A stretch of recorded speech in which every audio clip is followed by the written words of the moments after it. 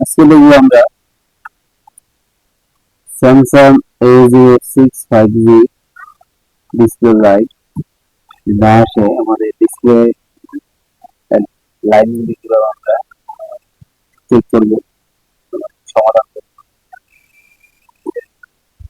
এটা হচ্ছে আমাদের ডিসপ্লে কানেক্টর, আর এটা সেটা হচ্ছে বিটিভি কানেক্টর। এটা হচ্ছে আমাদের ডিসপ্লে কানেক্টর, এলসিডি কানেক্টর।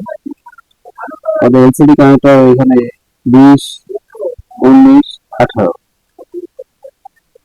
19, 20 এই তিনটি লাইনই একই। এটা হচ্ছে এলইডি কে, ক্যাথলা কে। তারপর আমাদের 16 নম্বর লাইনটি হচ্ছে এলইডি এ, ক্যাথলা এ। তারপর আমাদের 13 নম্বর লাইনটি হচ্ছে এলসিডি সিএবিসি লাইন। আমাদের এটা হচ্ছে লাইন বেশি থাকে, আমরা লাইনগুলি জাম্পার করে দেখতে হবে। কিন্তু আমাদের রিডিং ঠিক আছে কিনা সেজন্য আমরা ডায়োডে পারি। ডায়োডে কানেক্টর আমাদের এক এক কোম্পানি মিটারে এক এক রকম শো করবে, কম বেশি থাকবে।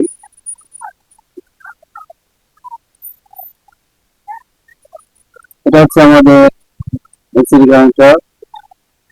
এলসিডি কানেক্টর আমাদের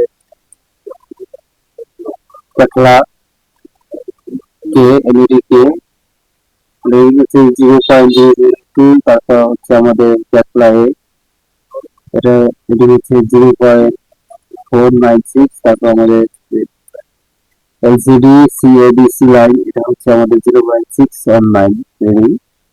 যদি আমাদের এটি ঠিক মতো আছে কিন্তু লাইন আসে না, তাহলে আমাদের পরবর্তীতে হবে লাইটিং। এটা হচ্ছে লাইটিং পারফরমেন্স। আমাদের লাইটিং এর এখানে আছে একটি কয়েল আছে, একটি আইসি আছে, রেজিস্টার আছে। আমাদের যদি রেজিস্টার গুলো ফিউজ থাকে তাহলে আমাদের জাম্প করা যাবে, কোনো সমস্যা নাই, জাম্প করে কিছু নেই। কিন্তু বেশিরভাগ সময় আমাদের কয়েল কাটা, যে আমরা একটা আপডেট কয়েল লাগাই, দেখবো আমাদের লাইটটি চলে আসছে।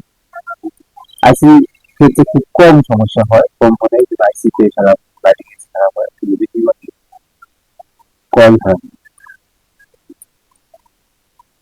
তারপর এটা হচ্ছে আমাদের জিপিএস পাওয়ার। জিপিএস পাওয়ারটা এই জিপিএস পাওয়ারটি কয়েল হয়ে লাইটিং আইসিবিতে দিচ্ছে। জিপিএস পাওয়ারটা আসছে এখান থেকে। জিপিএস পাওয়ার এখানে একটি কয়েল আছে। জিপিএস পাওয়ার, আমাদের জিপিএস পাওয়ার যদি না আসে তাহলে কিন্তু লাইট, জিপিএস পাওয়ার আসছে কিনা সেটা চেক করতে হবে। আর এই এই কম্পার্টমেন্টের এখানে কিন্তু একটি ক্যাপ আছে। আমরা অনেক সময় ক্যাপ খোলার সময় এই আশপাশে ক্ষতিগ্রস্ত হয়, সেজন্য আমাদের এই ক্যাপটি সাবধানে খুলতে হবে। এই ঢাকনাটি সাবধানে খুলতে হবে। অনেক সময় আমরা টেনে ছিঁড়ে ফেলি, তখন আশপাশে এই কম্পার্টমেন্টের গুলা উঠে যায়,